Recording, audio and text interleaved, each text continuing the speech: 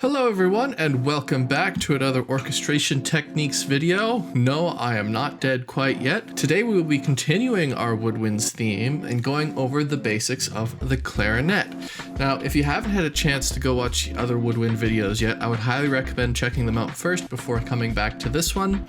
The link for those will be in the description. Now, previously we went over one of the more popular woodwinds that are used in modern orchestrations of the day, and that is of course the oboe. The clarinet is actually very similar because it is one of the most popular woodwind instruments in classical music today as well. This is mostly because of its unique tone, the range available to it, and a couple other factors that make the instrument overall unique and pleasable to listen to. For the most part, the clarinet has a very lyrical range setting, sitting in sort of the upper middle range of your musical staff. It has a very warm and pleasing tone. This, combined with the fact that we all grew up watching Squidward play the clarinet, means we all have become at least basically familiar with this instrument. Squidward will be performing his version of Solitude in E minor. Yeah, E minor, all right, yeah!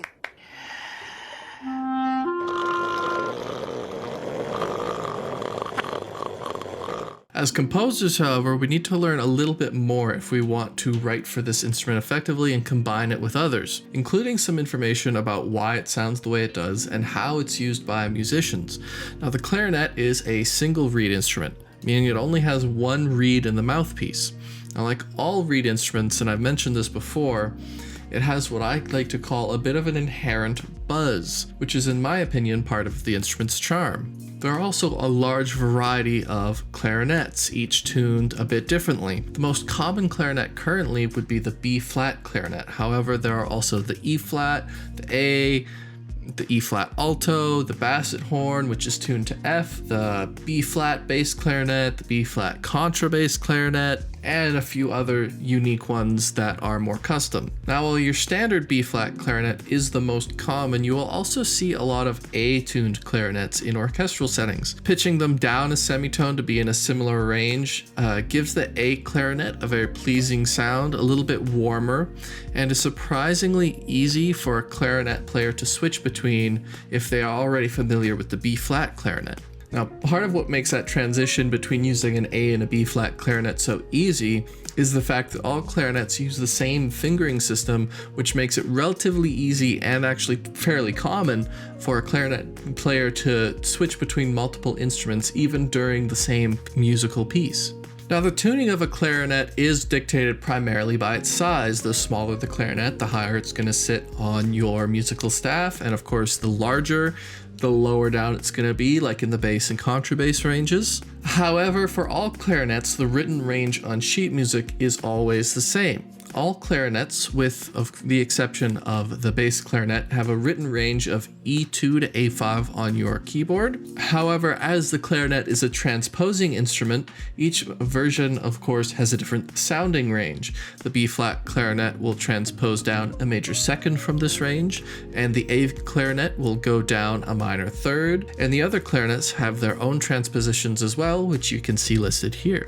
Now, one thing I've said before, and which I will most likely continue to say until the finishing of our orchestration technique series, is that you will always want to keep the transpositions of your instruments in mind. Otherwise, you won't get the sound you want, and when you put everything in your DAW, you'll be wondering why everything sounds so horrible. Now, in terms of range characteristics, most people view the clarinet as more pleasing in its lower to its mid-high ranges. The low range of the clarinets are normally described as very rich, very pleasing to the ear, while the mids and the highs are described as very lyrical, very bright, and extremely expressive. However, between those two ranges, in the actual middle section of the clarinet's range, it can sometimes be very pale and shrill sounding, and this section is actually referred to primarily as throat tones.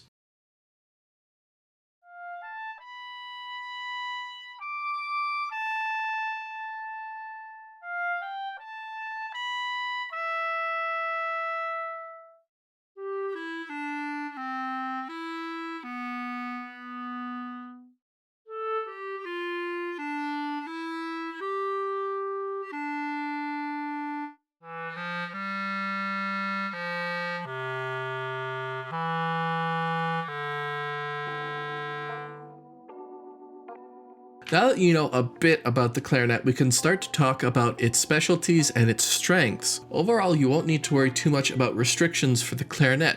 The number one thing you will always want to keep in mind is that this is a woodwind instrument and players need to breathe. This means that you need to make sure to include frequent breaks so that players can catch their breath and continue to play the instrument effectively. You'll also want to be careful when writing around the B flat and B3 notes.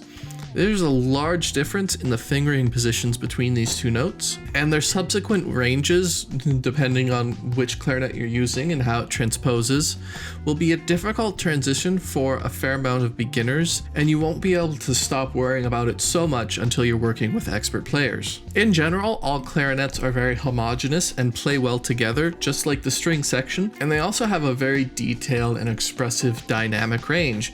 And this means they perform amazingly at very quiet ranges as well as at very loud and aggressive volumes. Clarinets also excel at niente attack. Niente being where the clarinet will start at a very quiet range, slowly starts to come up to be very loud, and then goes back down to quieter dynamics.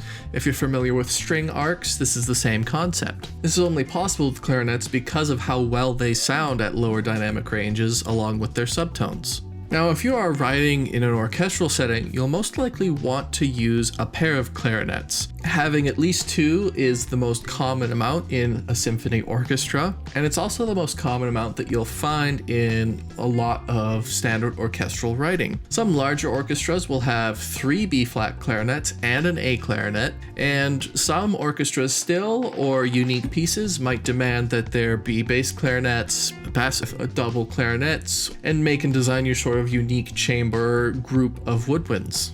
And that is pretty much everything you need to know to get started for writing for clarinet. Just like with the oboe family, there is a large amount of instruments in the clarinet family as a whole. However, this information will help you a lot with the basic understanding of all of them, as well as give you an example or two of where you could put these, how to use them, what their tone sounds like, etc. As always, if you guys ever want me to go over a specific instrument, leave a comment down below, and don't forget to hit the like and sub. It really helps the channel, really helps me, and I greatly appreciate it. You guys enjoy your day. See you next time.